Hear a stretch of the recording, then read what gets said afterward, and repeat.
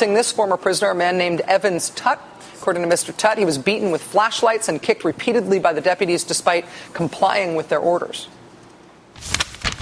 At least 3 of the deputies involved in Tutt's case are part of a group who call themselves the 3000 Boys, named after the 3rd or 3000th floor of Men's Central Jail where they're assigned.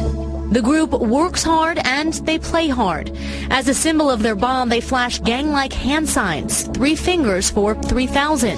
They sport similar tattoos. One even has their number inked onto his neck. There is a distinct line drawn between inked and non-inked deputies. The ink that this current active LA County Sheriff's deputy is talking about are the tattoos worn by groups of deputies as symbols of their allegiance to deputy-affiliated gangs within the department. They call them subgroups, secret societies. Do you think these groups breed a propensity for violence? They brag about it. They brag about kills in deputy-involved shootings. The sheriff in charge of the Los Angeles County jail system acknowledges these groups exist within his department, but he denies they are responsible for any sort of violence. Regardless, because of what they describe as hundreds of reports of unprovoked assaults and beatings, including specifically on that 3000 floor of the LA jail you just heard about, the ACLU of Southern California is now asking the Attorney General of the United States and the Federal Justice Department to get involved here. They're asking they're asking the Justice Department to bring a criminal investigation into how the largest jail in the country is being run. They're also asking for the sheriff who is in charge of the facility to resign. His name is Lee Baca. Whether or not Sheriff Baca does resign, whether or not the Justice Department does turn this into a criminal investigation, if passed as any prologue, no one else other than that sheriff is likely to win or lose an election because of this issue.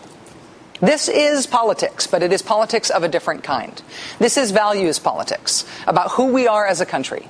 It is a specific kind of political work to fix problems like this, to get attention to problems with the way we are doing the death penalty these days, for example, and sometimes to get attention to the death penalty as a problem itself.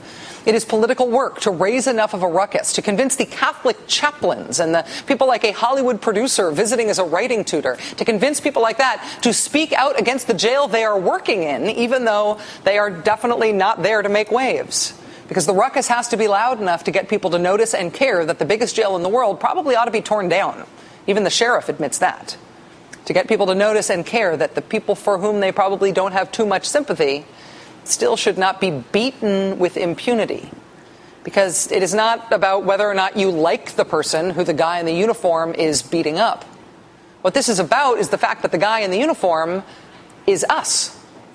That is in our name. This is a democracy, government of, by, and for the people. What sheriff's deputies did to this visitor, a visitor to the LA County Jail, that's us. That's us. Killing Cameron Todd Willingham, that's us. No one really loses an election over stuff like this, it's true. Especially on the right. There really is no compassionate conservative voting bloc holding politicians accountable on issues like this. Kay Bailey Hutchison tried it against Rick Perry and lost to him by 20. These political fights do not decide elections. But these political fights, every bit as much as who